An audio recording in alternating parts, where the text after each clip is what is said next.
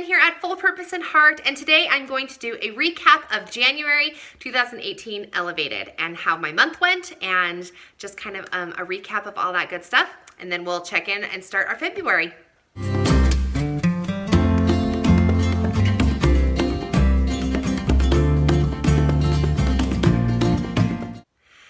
If you have not yet heard about my 2018 Elevated project, you'll want to check into that because it is a 12-month challenge that I'm doing throughout the entire year of 2018, trying to increase my habits or improve myself a little teeny bit in several different categories. So if you're interested in checking that out, I do have a YouTube video that I posted several weeks back, just kind of introducing the project, and it's also on my website, fullpurposeandheart.com, and you can check out where we're at and follow along, or you can join in the movement in trying to elevate your 2018.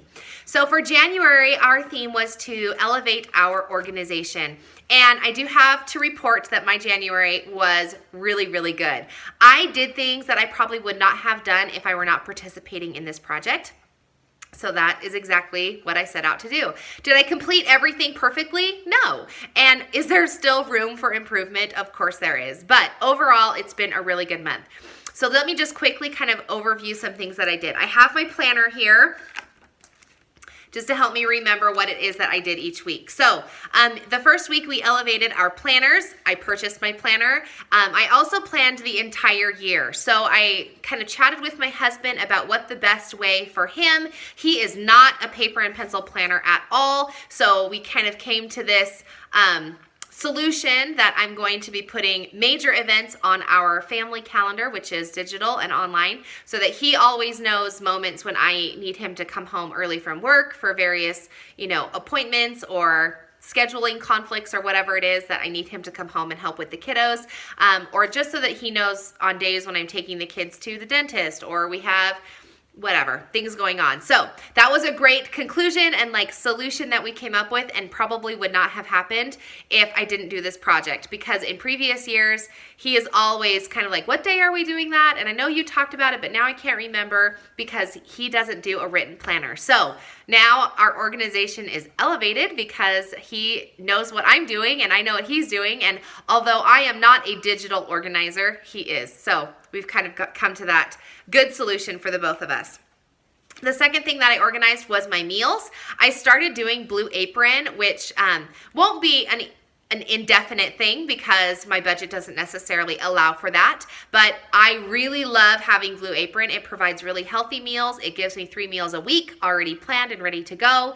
And it's kind of alleviated some of the stress that I've been feeling in the chaos that is my everyday life, having those 3 healthy meals prepared and ready to go in my fridge. So that was elevated and that has been fun. I also created the SOS, Save Our Supper. I had not done that before, and so I've already used it a handful of times during the month of January and will continue to use it throughout the year to have that kind of reference sheet on nights when the whole day has just gone awry and I need something for dinner and I don't know what to make and what I had planned doesn't sound good.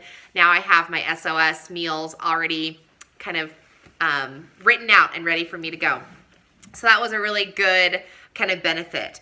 Week 3, we organized our chores, and I was really kind of struggling with this, and I didn't know how to do it, and the system that I had put in place last year was not working at all, and I really needed something new and fresh. And so that was the week that I really hunkered down and thought about it and tried to come up with a solution, and we did a really great job. I came up with this board.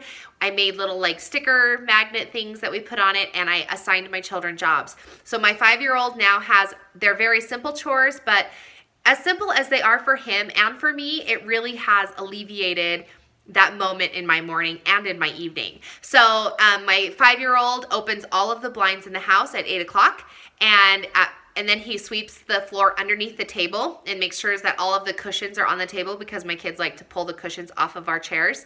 So he puts those cushions back on the chairs. And then he does that again in the evening, closes all the blinds and sweeps the floor so that it's ready for supper time when my husband comes home. And opening the blinds may not seem like a very big chore and something that any mom could do, but I am telling you that little itty bit that he does, just when we have our in-home automated system turns on at 8 o'clock and at 5 o'clock and says, I'm reminding you to do your chores, my kids just do it.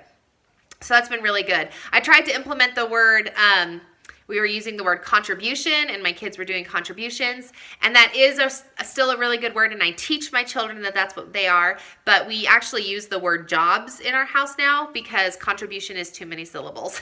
If you want to know the truth.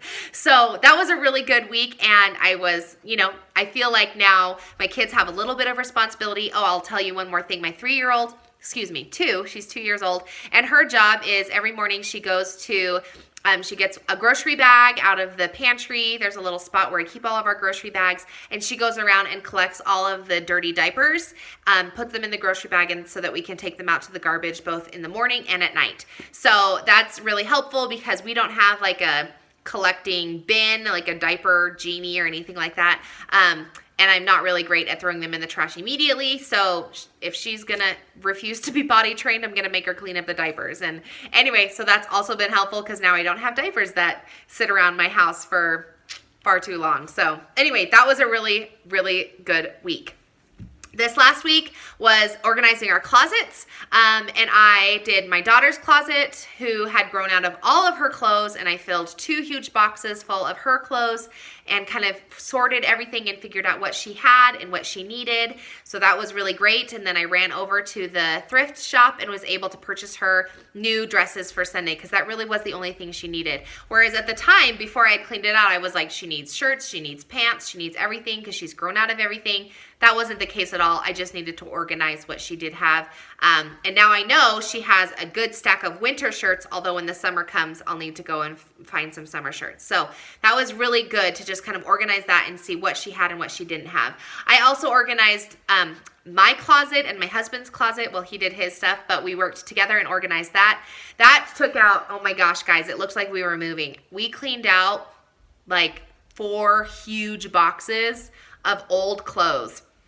And it's really hard to do because I don't have a plethora of clothing. I wouldn't call myself like a collector of clothes, but I did have a ton of clothes, many of which I didn't fit into anymore.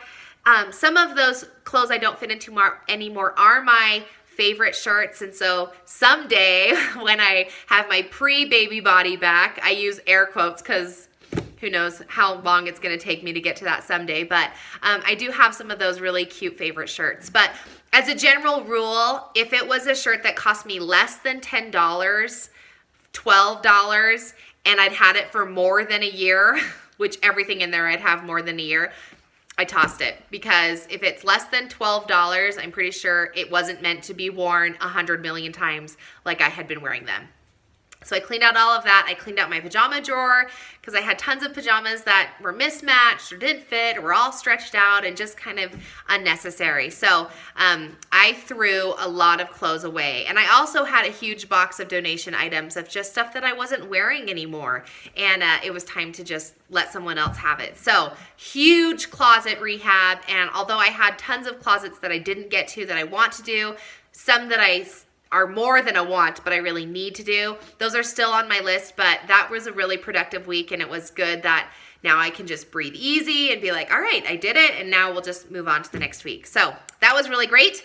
And then my last week, because January was a 5-week month, my last week we organized our papers, and in theory I had this grandiose idea that I was going to figure out what to do with the mail when I brought it home. And although I didn't do that, I did organize my virtual papers on my email inbox.